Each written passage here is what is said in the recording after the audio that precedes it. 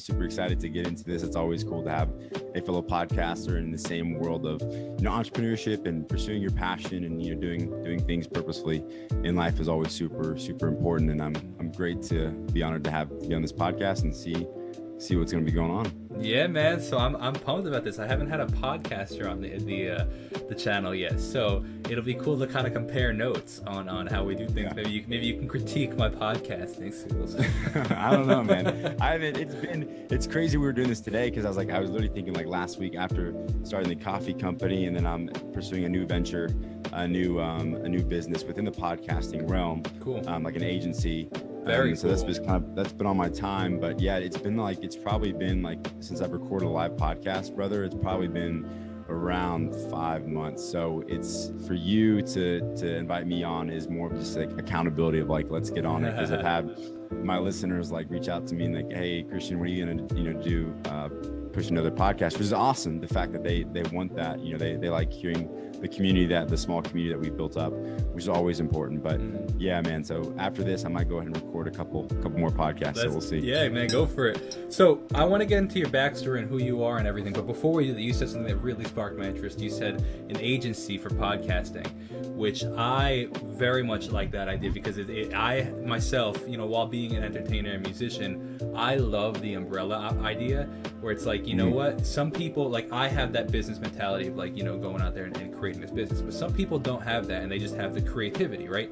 So like, I love the aspect of like, and I've been thinking it forever, like Jacob Restituto Media or something like that, and like, and I find these, like my friend is an incredible chef and has a great personality, but he doesn't have the skills to start up a YouTube channel on his own. So like, like where you kind of be the production, you could become the NBC of YouTube or whatever. I love that. I think that is so cool, man. That is cool. I love to hear more about that if you're comfortable talking. But let's get a little bit about your backstory. Tell people who you are and what you've done, and quite a couple of things. I mean, even just looking from your bio that I was looking at. But get into it. Yeah, man. Yeah, so a little long story short, just because of to get into more of the podcast. But yeah, I was born and raised in Kansas City. Currently 22 years old. Wow. Some people with a beard think I'm like 30, and then if I shave, you I'm like carry 19, yourself more maturely too. I appreciate that. Yeah, well, I appreciate that, man.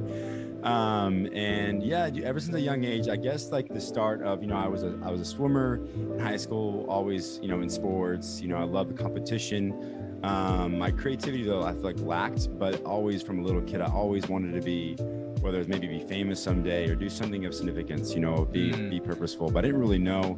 Super insecure as a kid too, actually. I'm the oldest of 4. So I feel like I built up all this pressure to perform, almost that performance mentality of like, if I don't perform this way, then I'm not good enough, for everyone. So that kind of like led into certain things. And so kind of like, it was just ever since like a young age, I was always like, hey, if you want to do something, Christian, it's just you that has to do it, right? You can't rely on people. I was alone to my thoughts. I was a deep thinker. And so I say all that because that plays into when I was 7, 8 years old, my mom and my grandma had a garage sale. And so what they would do, which was smart marketing, which I've kind of taken a little bit of this concept, is that they would have a garage sale in this neighborhood. But what's better way to advertise me and my younger brother, I was 8 and he was 6 at the time, to have a lemonade and cookie stand and sell pops and sodas at the end. So what it does is it tracks like, oh, of course you want to support an 8-year-old, 6-year-old. So once you stop to get like maybe a cookie or, a pop, whatever like that, you then go into the garage sale because you're already there. And so just from a young age, like I noticed that. And so I didn't really understand the whole concept. I just knew that from that, I loved making money. I loved giving a product of value. So like it was a hot day, the fact that I could meet their need. Oh my goodness, like a Coke sounds really good right now. Water sounds really good.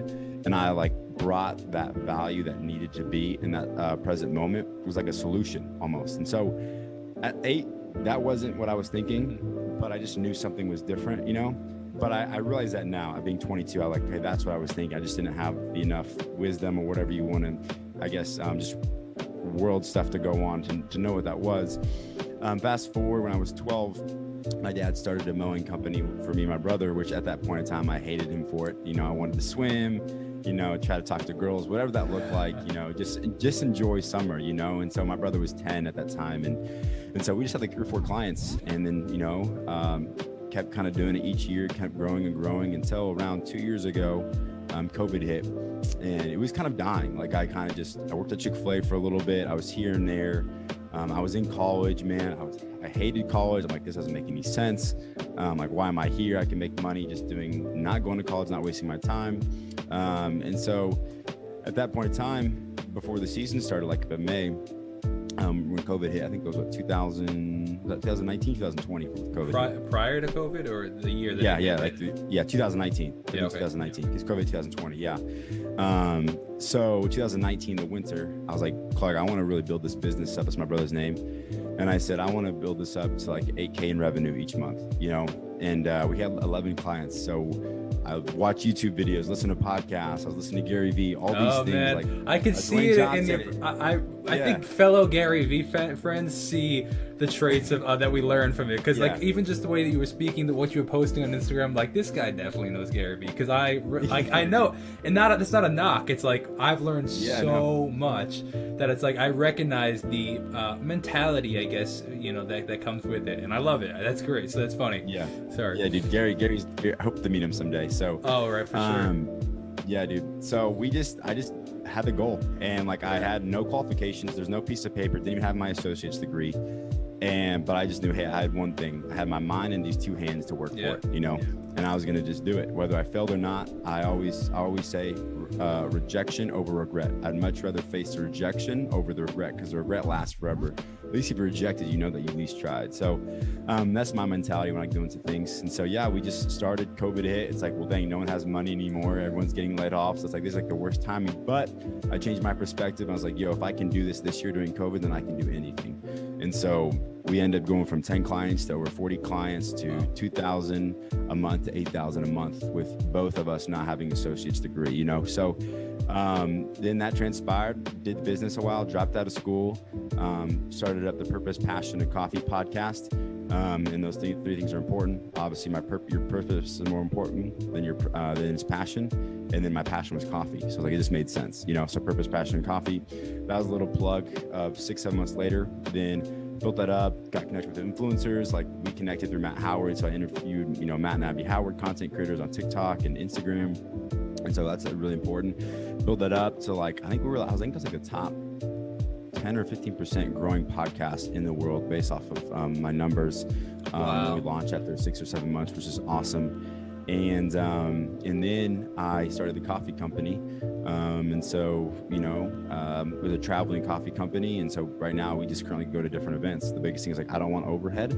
So I want to be able to travel, store in a trailer, because having a brick and mortar right now, especially with COVID, everything's online, everything's drive-through, everything's, everyone wants it right now. And so I was like, okay, going back to that lemonade stand mindset, where can I give value where people want? Where are they heading in the future? And so, yeah, man, that's kind of like my story of business. And, got some hobbies on the side, play guitar, piano sometimes. I love dancing. So I can do a couple of break dance moves and stuff like that.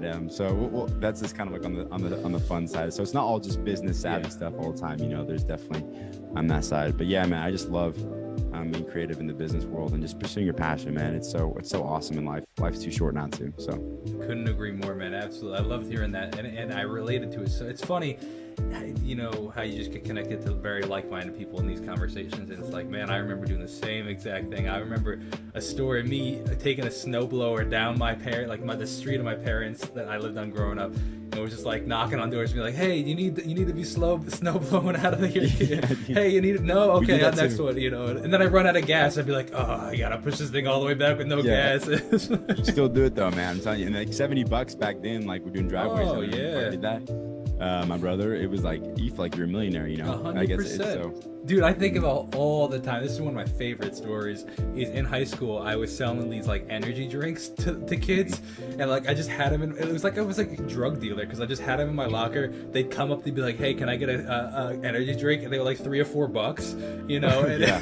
But I was just selling them out of my locker. Dude, I'm telling you, man. Like, I sold candy and cookies in high school.